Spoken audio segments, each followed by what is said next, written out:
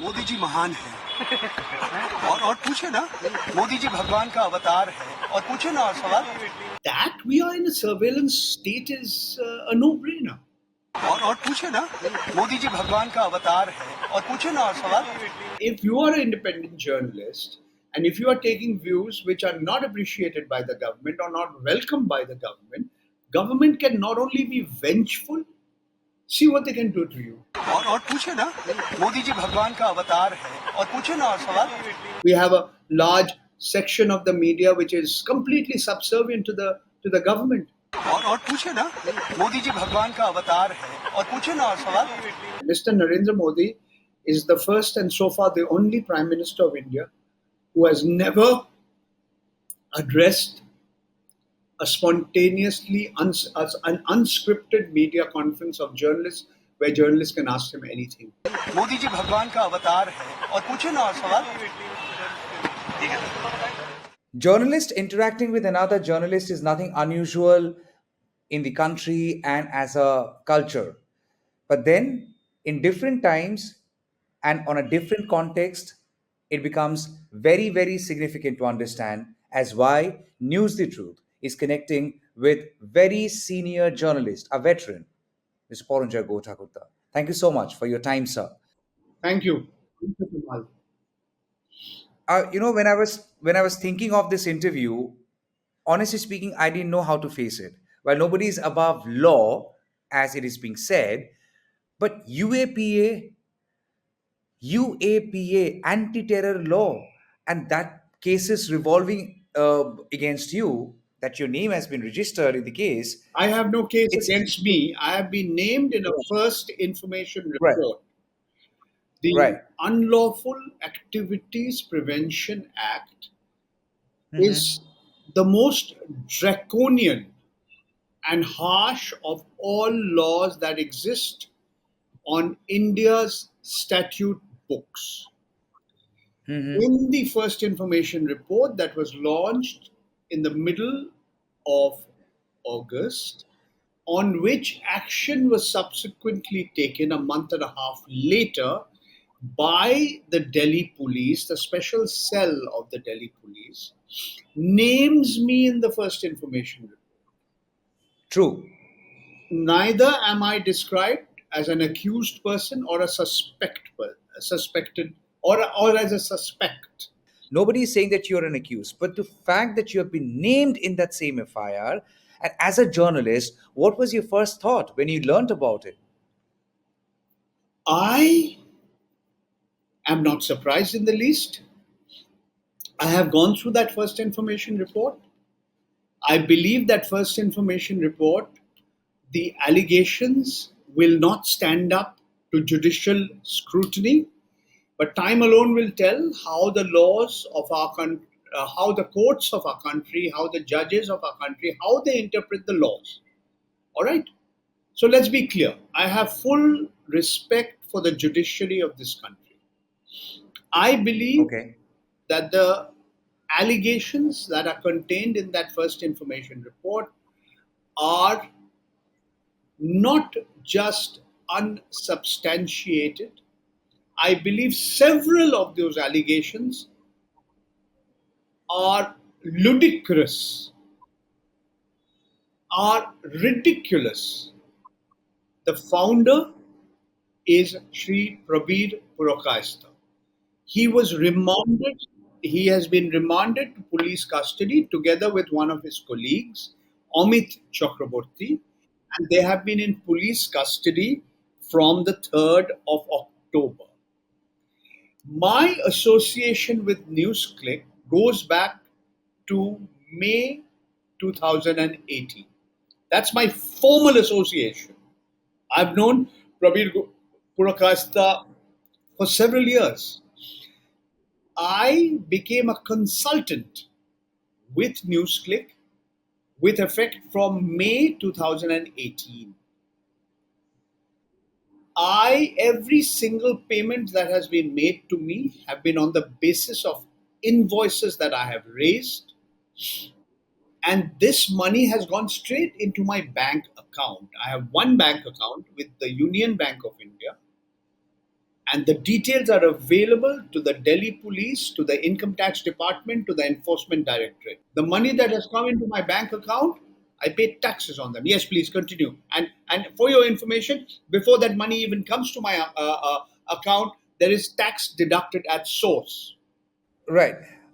So, as you were trying to explain things, the only idea that came to my mind is what kind of a time we are living in now, where you have to shout, scream, prove that you have done nothing wrong.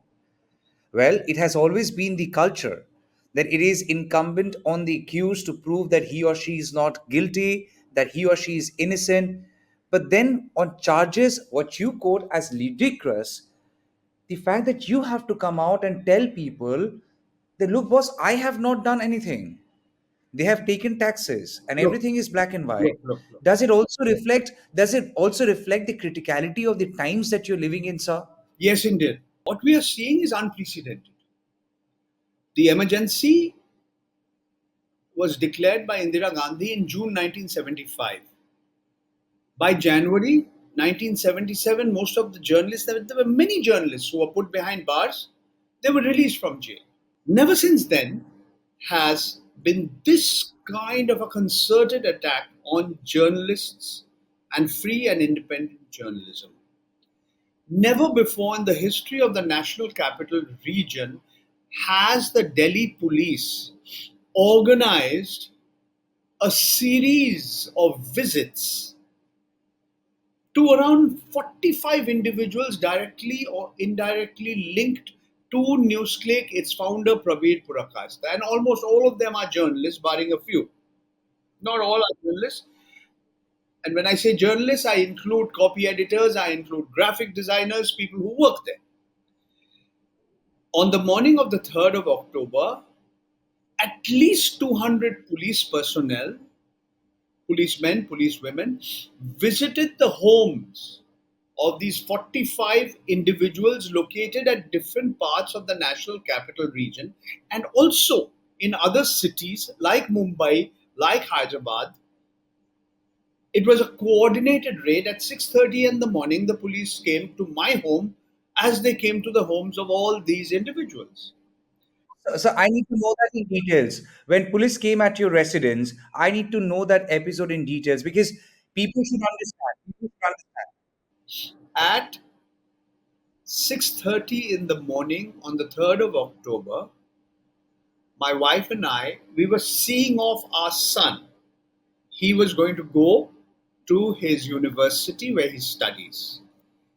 At around that time, about 9 police personnel, including Nine. 9 police personnel, visited my home in Gurugram, earlier known as Gurgaon.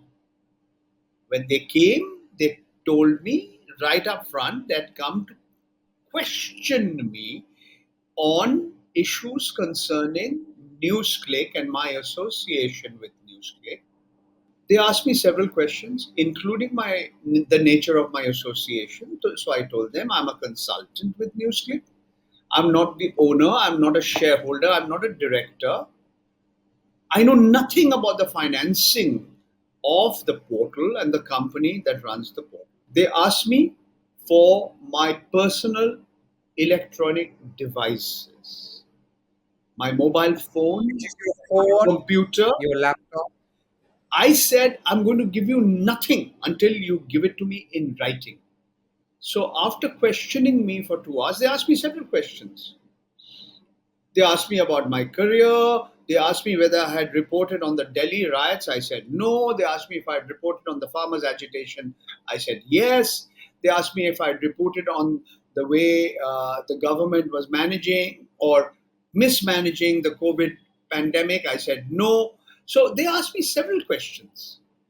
Then they said, why don't you come with us? The concerned person is an investigating officer and he's been authorized by the Delhi police and please come. So I went with them at around 8:30 in the morning at the office of the special cell and I realized that something big had happened. There were dozens of camera persons. with the cameras right there. So they took me straight inside. We went past the camera persons. Some of them shot me through the window. I was traveling in their vehicle. After that followed a series of questions. Questions by sub-inspectors, several inspectors, the assistant commissioner of police, and finally I met the senior most police officer there, the deputy inspector general. All kinds of questions, including the questions that had been asked before. And some of the questions I found, frankly, amazing, almost laughable. So then what Some happened was that examples, I some went, examples, I mean, they please. asked me questions. Those questions. They asked me, have you spoken to one Mr. S. Bhatnagar in the US? I said, yes. He's my brother in law. He's my wife's younger brother. Then he said, have you spoken to a particular person in Australia? I said, yes. He runs a website called Adani Watch, and I'm a contributor. Have you spoken to a particular person in Hong Kong? I said, yes. I interviewed him on a book he wrote. Then they asked me, do you use Signal? I said, yes, I use Signal. They were insistent that they examine my mobile phone. I gave it for examination. They extracted all the data. I had to sit with them. They gave me in writing that seizure memo that they were taking my mobile phone. This is the phone number. This is the what they call IMEI. It's a kind of like a unique number that every SIM, every subscriber identity module has. They took all the details. In my presence, they extracted the data. They were having difficulty extracting the data. I was supposed to cooperate with the investigators, which I did. They were very polite to me. They kept asking me, चाय पियेंगे, coffee लेंगे, क्या खाना खाएंगे, पूरी लेंगे छोले के साथ, पूरी लेंगे सब्जी के साथ, all that kind of thing. They were very, very polite to me. And it was later, subsequently, that I realized that this was a major operation. There were at least 45 people involved. Some of them Would you call some of them were non-journalists. They were academics. They were political activists, and they were supposed to have been part of an organization which was quote unquote out to destabilize India. They had links with left-wing extremists. They were supposed to, they were supposed to quote unquote interfere with the working of the 2019 Lok Sabha elections. It was alleged that these group of people were somehow trying to quote unquote, I'm using the language of the FIR, tinker with the boundaries of this country, prepare maps which would exclude, Jammu and Kashmir and Arunachal. I find that ludicrous. Are you trying to suggest a small group of people can quote unquote tinker with the boundaries of this country? I later learned that among the people that they had visited were young people, young journalists. They were trainees, they were probationers, they were copy editors, they were graphics, the people who were working on graphics. And they were traumatized. Their phones were taken away from them, their laptops were taken away from them, their hard disks were taken away from them. Some of them had even their passports taken away. As I was coming out from the office of the special cell of the Delhi police at Lodi Road, Lodi Colony, I beg your pardon, I was surrounded by camera persons. I'm an accredited correspondent, a freelance correspondent with the Press Information Bureau of the Government of India. The Government of India has everything. My address, my phone number, my email, everything.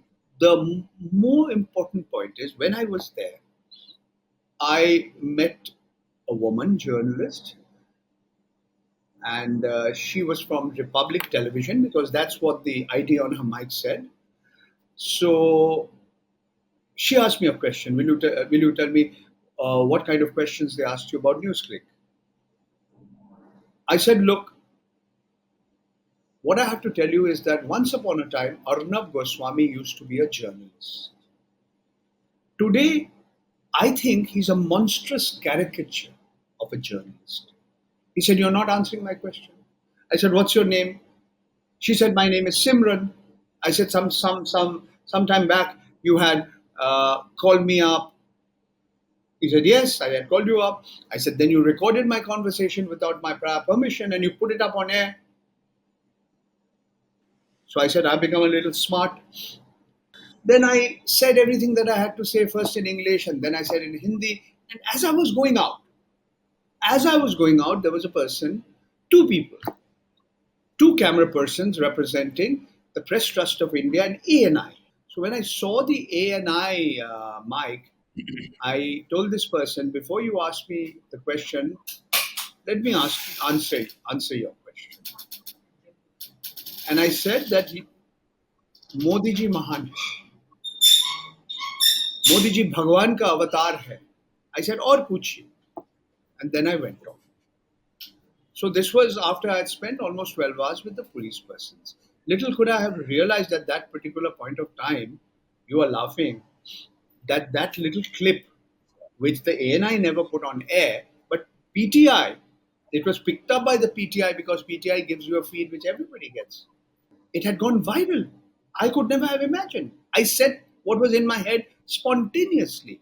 But people can't connect you being another sycophant, if I can say so. So when you said it, either somebody saw it as a satire or somebody saw it as a reconciliation. So in either case, the video had gone viral and it had in a way resonated with people. There had been all sorts of comments coming in on the social media. But here the fact is, what I want to go back to that morning when they came and they said, we want your phone, we want your laptop. Thereafter, when you went to the police station, they said, look, did you go here? Did you connect with this man? Did you speak to that person? Did that give you an impression of surveillance? Are we living in this time of surveillance? And primarily journalists are known to protect their own sources. I would always be scared to hand over my phone. Like anybody asking for my phone, I would be thinking 10,000 times because all my contacts are are important and their safety security are my responsibility. So when somebody asks to scan my phone, it also makes my position vulnerable. And I'm sure it had also made your position vulnerable. Is it a sense of surveillance that you're all dealing? What have they done to more than 40 persons? They've not only seized their phones, some of them they returned their SIMs or the subscriber identity module.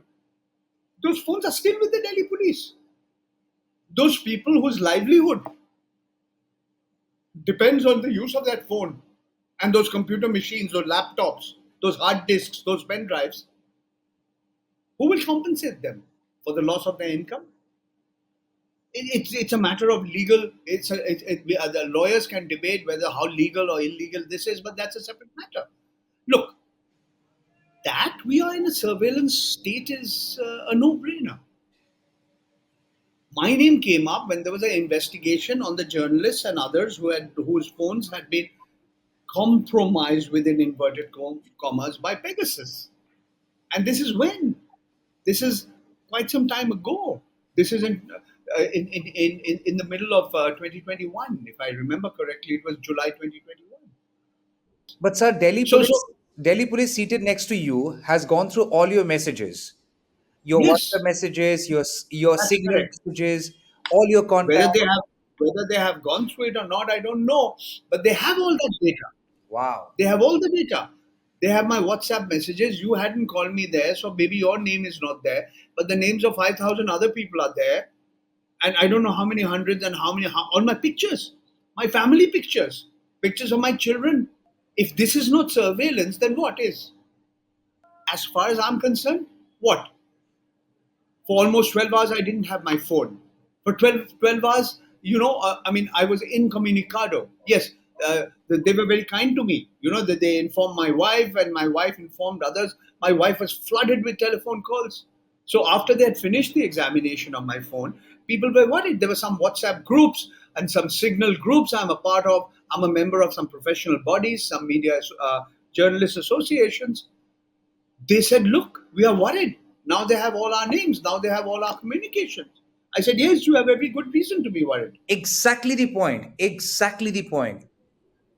Is it merely a crackdown on 45 people, or is it an attempt to launch a crackdown on independent Tamal, journalism, on fearless minds? absolutely. Absolutely. The whole idea is the whole effect, it's a chilling effect. You send a message that if you are an independent journalist and if you are taking views which are not appreciated by the government or not welcomed by the government can not only be vengeful, see what they can do to you. In my case, I told you I'm privileged, I'm lucky. I got my phone back. I mean, everything was more or less normal after 12 hours. There are dozens and dozens of persons whose phones and laptops are still with the Delhi police. So this is an act of I vengeance. believe it is. This is my view, my personal view I'm giving you. It is up to the court to decide. The court had to tell the special cell of the Delhi police to give the first information report. I was reading on the court's observation, and it is scary. The court says the absence of grounds of arrest is conspicuous in the remand application. The counsel has not been given opportunity to present their case. That's the quote unquote what the court observed. The court also said that in the remand application the ground of arrest are not Okay. disclosed, and that a Supreme Court judgment is staring in Yeah, your eye. That's what Delhi High Court told that was the what was police. stated by the counsel, representing. If I'm not mistaken, I may be wrong. It could be Shri Kapil Sibal, but I stand corrected. I'm willing to be corrected. Now, so the point I'm making is, as far as NewsClick is concerned, this is not the first time the government has examined NewsClick. In February of 2021, the Enforcement Directorate visited the office of NewsClick. Prabir Purokasta and his partner, they were kept in their Mhm. homes for 5 days. The office was sealed. Everything, every single record, every single piece of paper, every single computer, the server, everything was examined by them. Then there was action by the Economic Offences Wing of the Delhi Police and the Income Tax Department. Then the Delhi High Court gave protection to Prabir Purakasta and others from what is described as coercive action. And the trial was supposed to begin when the government uses the UAPA, the Unlawful Activities Prevention Act, which gives draconian powers. And what are the provisions? Terror financing. Absolutely. What does the FIR say? That there is an American person by the name of Neville Roy Singham. He and his associates and his wife and partner, they are associated with several entities and trusts, and these have given money to NewsClick.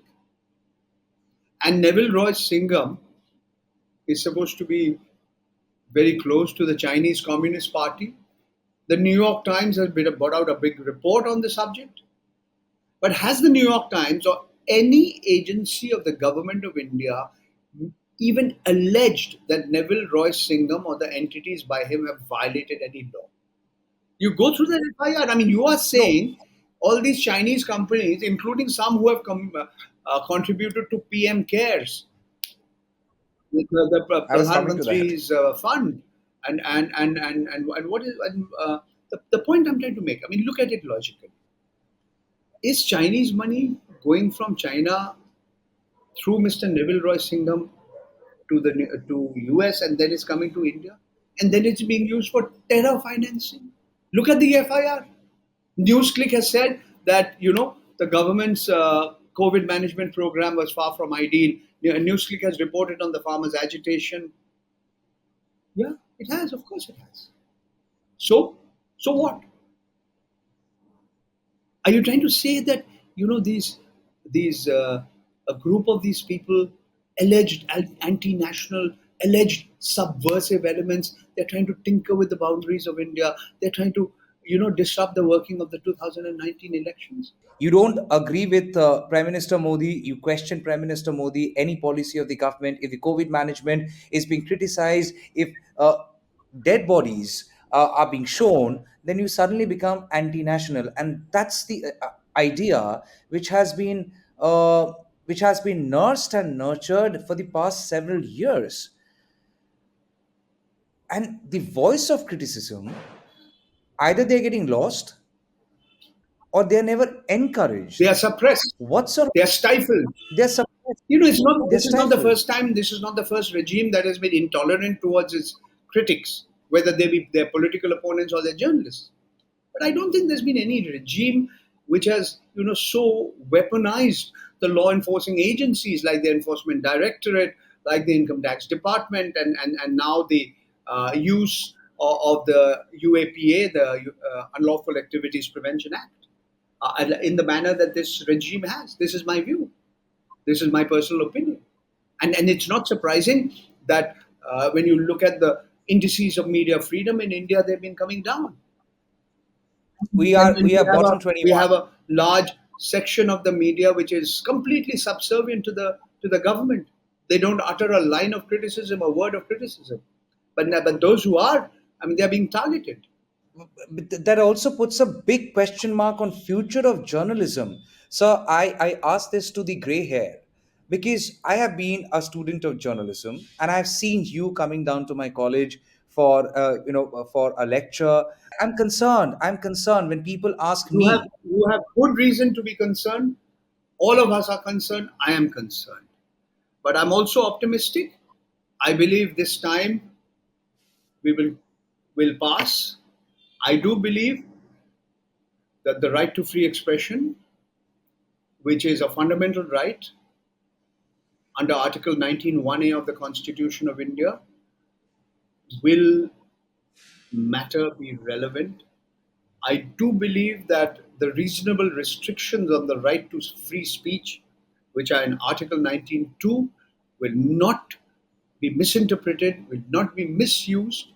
I believe that the punitive action taken by those who are in positions of power and authority will cease. I'm optimistic. Mr. Narendra Modi is the first and so far the only Prime Minister of India who has never addressed a spontaneously an unscripted media conference of journalists where journalists can ask him anything. Even in 2019, when he won the elections, it was Mr. Amit Shah who answered all the questions.